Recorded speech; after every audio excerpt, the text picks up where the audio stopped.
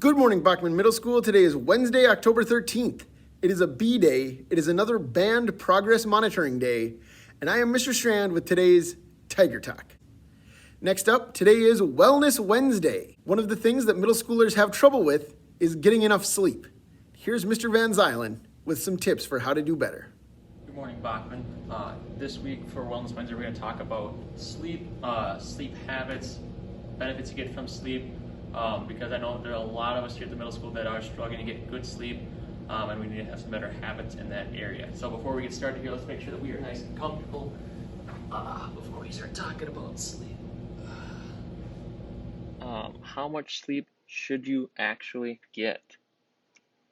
It's actually recommended that you should get 9 to 11 hours of sleep, and that'd be for optimal sleep. And that is actually for students in middle school all the way to people who are in their early 20s should be getting this amount of sleep. Okay, and it's a range because not everyone needs the same amount, but you guys should all be trying to get in that range. And the fact is, only about 8% of all students actually get that optimal sleep consistently, meaning day in and day out, only 8% of people actually getting 9 to 11 hours of sleep. Here are some of the more important benefits that people find that they get when they get good sleep. On average, people who get the right amount of sleep have reduced stress.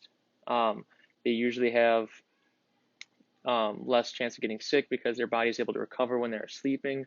They're usually more productive. Okay, usually they're in a better mood. Okay, like I said, these are some of the things that are benefits from sleep, but there are more than this.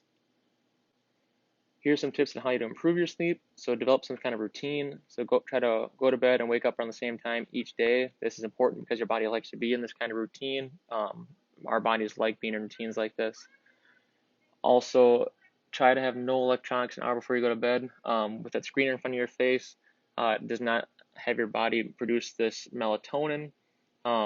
And then what the melatonin does is it helps send a signal to your body telling you to go to sleep. And so with a screen in front of your face, you don't get that signal and you actually don't get as good sleep because of that screen.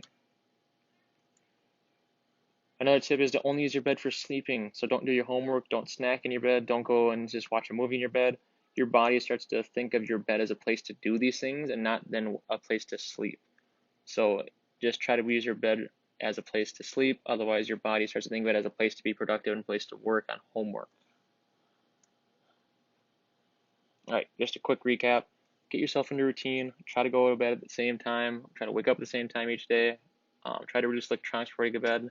The less screens in front of your face before you go to bed, the better. Then only use your bed for sleeping. Don't do homework or watch movies while laying in bed. Just use your bed as a place to sleep.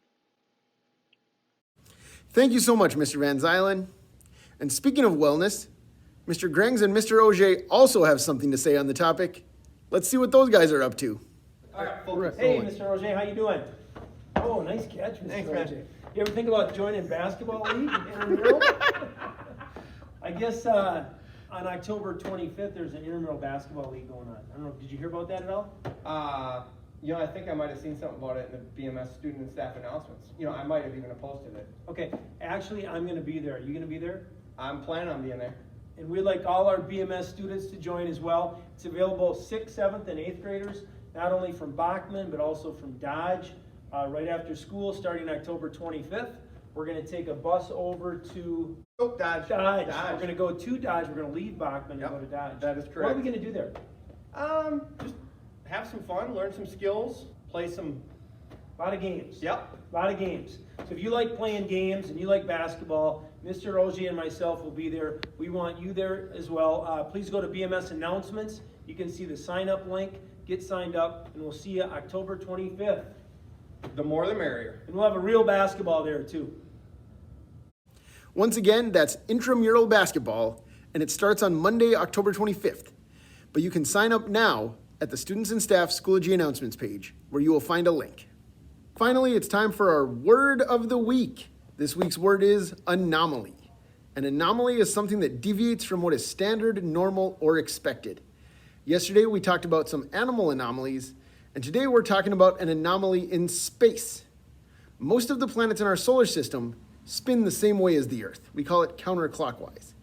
But Venus is an anomaly. It spins backwards. It spins clockwise, which means that on Venus, the sun comes up in the west and sets in the east.